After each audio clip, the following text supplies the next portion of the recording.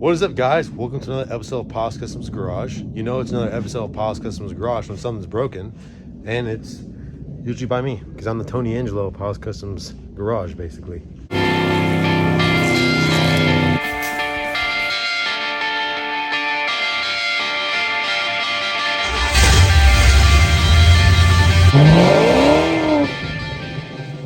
Do you hate that radiator cap, Dad? Yes, but apparently not enough to do anything about it. Is there fluid in there? Not much. What? It's never really had much. So the Mustang's in the shop on the lift because I was driving it last night and it started spinning, sputtering, and not sounding too good. Wasn't building any boost. It's hard to start now, and it does not sound very healthy at all. But here's some previous known, or here's some background of this car. The fuel pressure gauge does not work because we've had a, what's that thing called? Isolator or something, because we have an in-car fuel pressure gauge. Yes, and we the auto beater isolator that allows you to do that safely. Well, that went out and we haven't been able to correctly read any fuel pressure.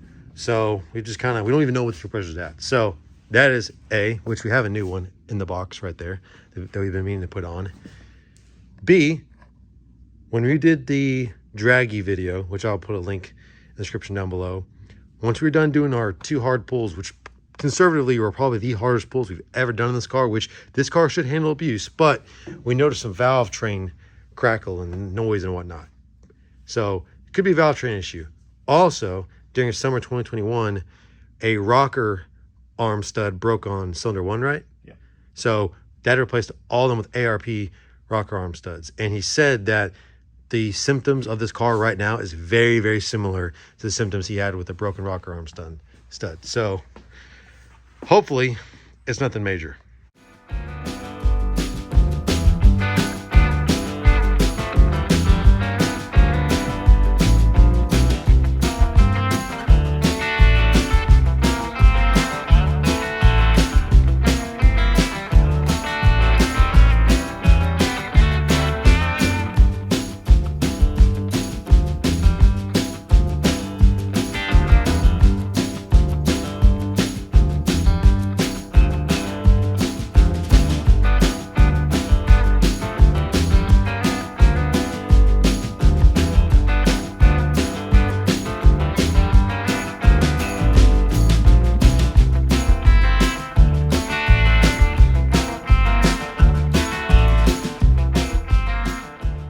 Sorry, I lost my train of thought. What I was saying is, like, this could be a very good potential bad cause. Bad cause. I don't even know, dude. Vacuum leak. Yes, vacuum leak. That could have been a potential Vacuum leak. vacuum leak. Yes. Sorry, losing my train of thoughts here. All right, guys, we're back in the shop. Haven't been down here in a couple weeks because we've been too busy with the tractor, but we're gonna finish this valve adjustment. Now, how do we do a valve adjustment, Dad? Go online and read about 15 different methods of doing it, and take all 15 of those and kind of meld them together. Yep. Because nobody has the exact same way of doing it. That's how we do it. So in essence, what you do is we're going to take and loosen all these poly locks, get everything completely loose. Then all you're doing is setting preload on the hydraulic lifter. So you're going to set it at 0 lash, which is you tighten it up just enough to take up the gap from the rocker, and then still be able to slightly turn the push rod, but you want it on the base circle of the cam when you're doing it. Yes. That's what we got to find. Valve adjustment is done. We are now going to start working on this thing. Now you can actually read fuel pressure correctly and accurately in the inside the car. Only downside is, well, you gotta take apart half the dash. And this is not the original dash or original interior. This is interior out of a 91 or 90, and this is 86. So, and we've never done this before. No. So the chances of something cracking, very likely Very likely.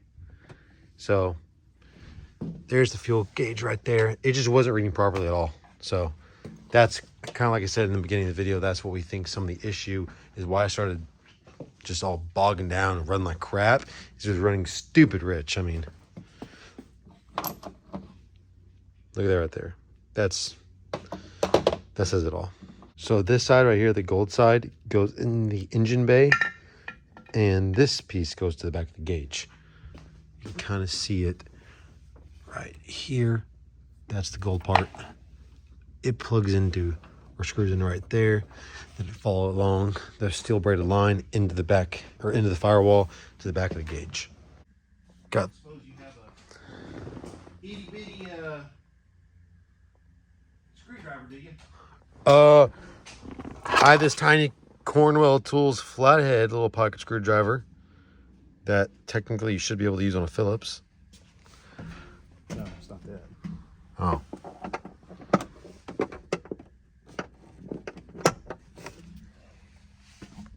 Anyway, got these plugs off.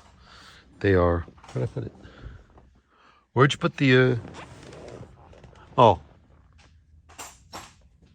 That's hazard, and that's lights, I think.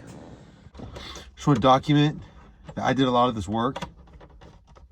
Since everyone thinks that he does all the work, I did a lot of this. I'm just sitting here now because I'm on break. By a lot of this, he means he caused a lot of it. Hence why we're having to do all the work. Lies. Lies, I tell you. You know, I think that you would probably do a lot better on that other YouTube show called Stay Tuned with that Tony Angelo guy. Who always breaks stuff. Y'all have a lot in common.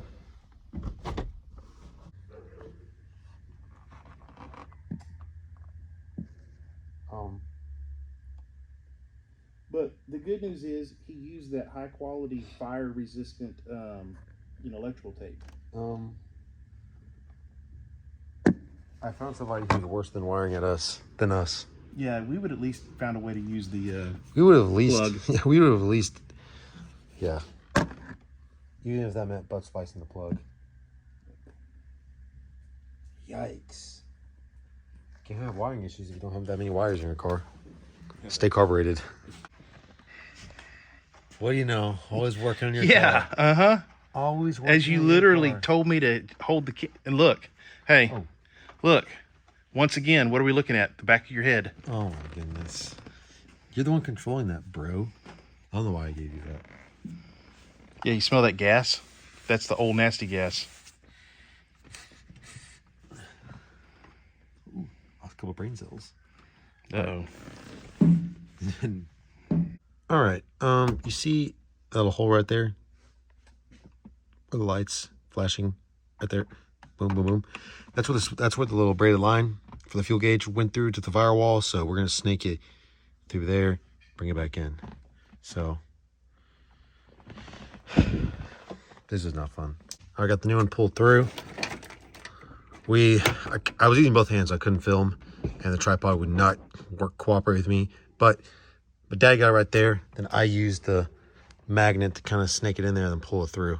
So now we have to, here's the gauge, my good sir. Pour some like fuel mixture in it. Well, because So now we get to do that. since this already had one on here, they've already drilled the hole and all that good stuff. Let's see here. All right, hold the gauge with the fitting up. All right. Dad put me on the ECM. I don't know why. Good Lord.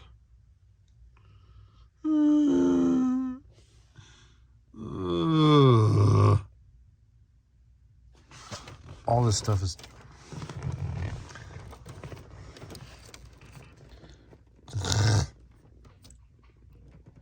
This is going to be annoying. Dad is putting some fluid in the new fuel gauge because we run mechanical fuel gauges here and not electric. Because we prefer to die like men. Yeah, buddy. Even though that's not really fuel. That's like some coolant mix with fuel. It's actually neither. It's literally antifreeze. Oh, really? Yeah. So I guess the antifreeze acts as a buffer between the fuel and the gauge or something like that. I don't know. Yeah, that's how a mechanical gauge works. Then you just, that little braided line that was snaking through the dash, that's what goes right back there. If it's electrical gauge, you just have one wire or a couple wires that tap into something, but we already bought the braided wire thing. yeah, and the isolator. So we're not going to waste money by getting the actual electric gauge. It would have been a lot smarter. Yeah, electric gauge is like $270, and that was like $80. And the isolator thing was $160. So overall, we probably saved like $20, but So Pyle's Customs math, we're ahead somehow. oh, more stickers. That's gnarly. Oh, Dad also got a new bezel because his other one was cracked. Pretty cool. Pretty cool. Got the old ECM out. There's a center little stud right here that the connector goes into. As you can see it, same thing on here. So this is the new ECM, amp EFI, whatever that says. But this is supposed to be a MegaSquirt system. Obviously, the OG ECM does not have that, so I got to wire that in. So fun. So I actually have instructions. I'm actually looking at instructions for once. But this right here is the piggyback tweaker system. Doesn't this look so professionally done? Oh, it's not even from this car. 89 white LX automatic. Why does that not surprise me? So we're gonna trace this wire, pull it out. This white cord pops up in the glove compartment right here. I think it's so you can plug your laptop in or something like that. I don't know, but getting rid of that. And I think this black cord is for that little knobby thingy. Yeah, it is. Whatever this does. Beep, boop, boop, boop, boop, boop. Get rid of that. So, deleting all that, then just going with the new ECM, then the new connector, which you want to see something that looks like fun? Oh, yeah. Whoop-de-doo. Having fun there, pal? Yep. I love it. Chief? Chief? Yeah. GL. Chevy Lord? Yeah. All right, I took a break from ECM because that was definitely Elton John-ish, but gonna put the cluster back in and wire up the new tack. That's gonna be cool. Then basically get all this done, then we can just focus on that because that is Then we're going to Summit tomorrow, so we're gonna get spark plugs and whatnot. Then, like I said earlier in the video, and give my dad my spark wires. Then once we get the spark plugs, we can start putting the engine back together. Then just focus just on the ECM because that takes an hour. That's what they said, by the way. Oh, well. Average install time's an hour. By the way, an hour. And you've been on it for 5 hours. Bro, I ain't been home for 5 hours. All right, this guy over here, Foxboy Tim's a baller and got all matching gauges. Man, I wish I was rich. Yeah, but you know what I don't have? What? I don't have a MegaSquirt installed. Wanna know what you do have? What? A MegaSquirt in your your driver's seat right now. Because I just farted. It was Mom's cooking. All right, so we gotta take this glove box out and the little blower box out because there is a grommet, the wire harness in it. That's where you put the vacuum line in because the ECM has a vacuum little line right there. So that's gonna be fun. And then we have to take this cover off because we have to jump something or other in the motherboard for the wideband O2 sensor. So we're 24 hours into our 1 hour install. Usually how it goes. All right, update. Got the new bezel in. 2 bolts up there. Doesn't even rattle. The reason I'm not kind of doing a whole like time lapse and everything is because I don't even really know what I'm doing. I'm just kind of going with the flow. So, and Dad doesn't even really know what he's doing either. Yeah, I do. I know. Getting frustrated. Yeah, me too. So this is our philosophy from here on out. If it has a plastic dash, don't buy it, because this is not fun whatsoever. But we get the bezel in, get these Johns in right here, then put all the plastic pieces up. This guard metal piece goes right here. Then there's a plastic piece that goes over that. Get that in. Then we had to remove the tack because this guy put the tack right there and is hitting the bezel. Which guy? This guy. So Yeah. that is 2 fresh holes in his perfect dash. So that's awesome. What else? Oh yeah, gonna get these in, tack back in order, all this buttoned up. Then we're gonna start wiring the tack. Then do the A-pillar. That's not gonna be fun. So Dad had to take the blower box out. He finally got that out. It was like sticky tape in there. It was holding up. We have to run a vacuum line, like I said earlier, to the firewall for the ECM. Then once that is done, I think we can start putting everything back together. Then just call it a day. Yeah. So much fun. Not. All right, so we went on the old website, and we do have to use this plug because this is for the AFR gauge, correct? Yes.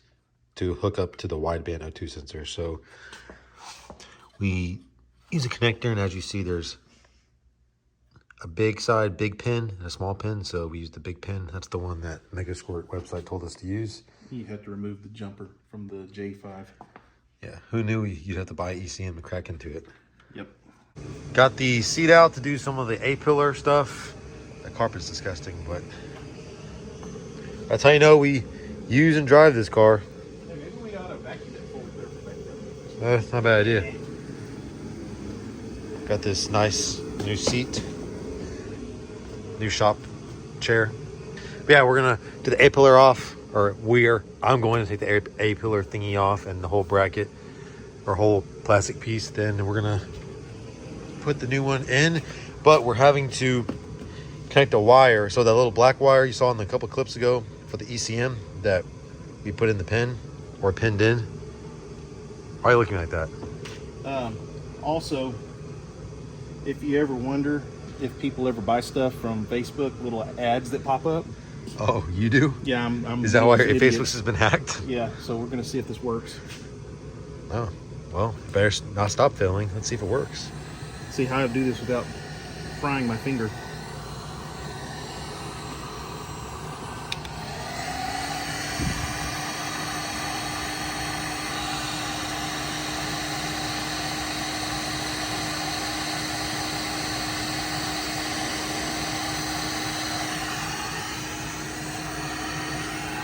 Anyway, that yellow wire goes to the ECM. I'll show you.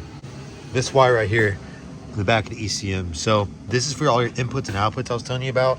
Well, to run the AFR gauge, you have to run the yellow wire to wherever you put the AFR gauge all the way through the dash to the ECM. So then we got the vacuum line ran through right here. Then that goes on a little nipple right there.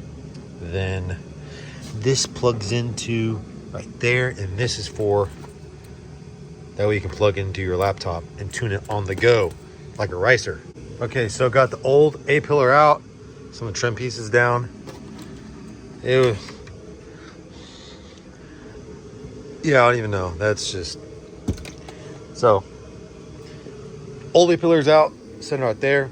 Here's the new one. We have an extension for one of the O2 sensor wires. Probably need to extend these 3 while we're at it, so we can have a bunch of wires through there. Then we can, once we put the A-pillar up, it's permanent, and we can do all the wiring right there. But I'm getting pretty excited. This is for these wires are for the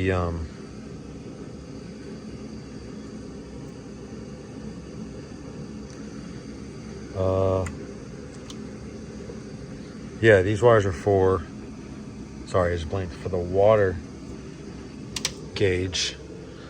And some of these are tapped in for the boost gauge. Who does this? That's so dumb. I guess he tapped them in for the boost gauge for the light. Wow. But yeah, kind of janky. That's a mess of wires. AFR gauge, boost gauge, water gauge. Don't look at the water gauge. This right here is for the AFR. Plugs in right there. That way you can read the O2 sensor. Then, Hey, for the record, yeah. we wired this. Oh yeah, look This at. was previous owner wiring. We did all this wiring. But this one right here, it has a little connector dangling down right here. That way you can update the O2 the AFR gauge if need be. So a couple of these spark plug wires are a little too long, especially on this bank. That bank's done, but I cut them up and I'm going to kind of custom fab them, come on, to my desired length, because I have some crimps and terminal ends for spark plug wires from my Noble Speed Equipment set. If you don't know who Noble Speed Equipment is, Fit for King Rick makes custom spark plug wires. He made a set for the Ford 8 tractor. Awesome guy. Go check him out. I'll put the link to his store in the description below. But I'm going to show y'all kind of how I did them. So yeah, I don't know if any of y'all have ever done this, but I guess you get to learn. All right, Rick, if you're watching this, just know I'm just trying to be like you, man. Just trying to be like you, brother. All right, so here's my spark plug weir. Now, the way I'm doing this isn't really the professional way, but it gets the job done. You know what I mean? So what you want to do is go about half an inch down. So like all the way down here. I'm just kidding. Like, oh man, I got oil in my hand. I'm actually working. All right, anyway. Like right there. Take a knife, get a sharper one. And this stupid CRKT or whatever brand this is, I bought the Snap-on truck. But I like to just kind of roll it, but you don't go too far and cut the actual like core wire.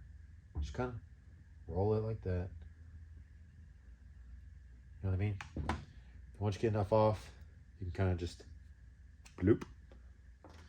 Okay, then, oh crap, let me go get another boot and terminal. Got another boot and terminal. I don't even know if it's called terminal, but I'm gonna call it a terminal. But all right, so you want to fold this sucker down, up, or whatever. Then like so and whatnot. Then get a better crimper, because this one kind of isn't really the best, if I'm being honest. It does the job, but crap, come on, man. Squeeze these in a little bit. Just kind of hold it. Then you can use this opening right here to go like so. Like that. And just crimp that sucker down. And boom. You got that end done. Then what you want to do is never leave an open knife like I just did. But I don't know if you're supposed to do this, but rubber on rubber going in together, very hard, kind of annoying. So I take a little dab of Vaseline, petroleum jelly, whatever, and just kind of right around there, make it easy to slip and slide, like so. The next part, I don't know if it's bad for the spark plug wire or whatnot, but I take a little Q-tip. I got some on here, but just dip it in a little bit, just some of it, Vaseline, then just stick it in the end that you're gonna put the wire, just to lube it up. I did this on my set I made for my F100, and I had 0 issues. I don't know if I just got lucky, but I'm gonna try it again. Then just slide that joker in there like so. I will say though, the Vaseline kind of makes it hard to slide. Or kind of hard to push. It's so slippery.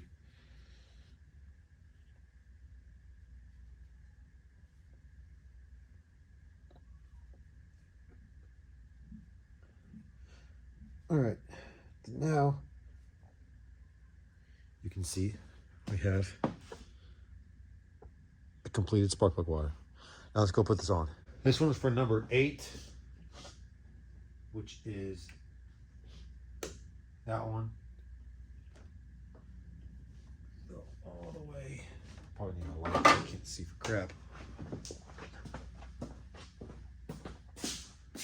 Where did my light go? Oh, there it is.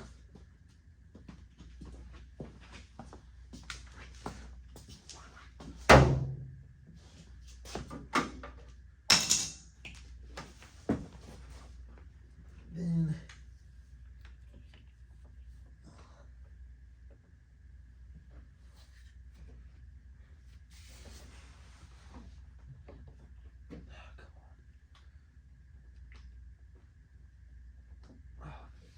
hear the click.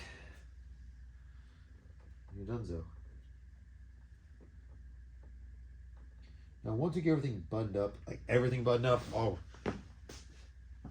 button up the, or not button up, I'll put these together and whatnot and kind of separate them. But for now, this will work just fine. Plus, a lot better than what the old wires were, because I can't remember if I showed this, but here's some of the old wires. That was under the intake pipe, right under there. So those were no bueno. Clean the spark plugs because they were running very rich, as you saw before.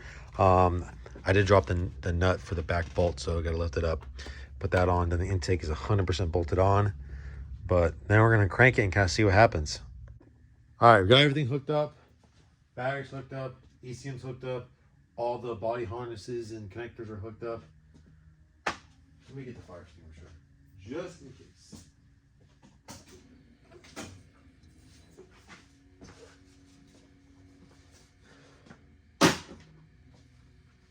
All right, see what happens.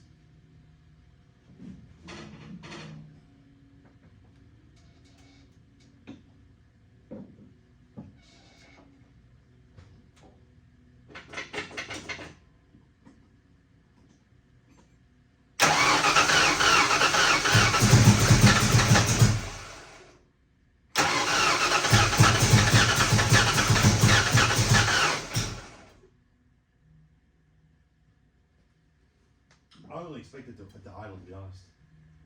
That tune could be so out of whack. Does our fuel pressure read? I didn't even look. Oh, if it's reading right. Hang on.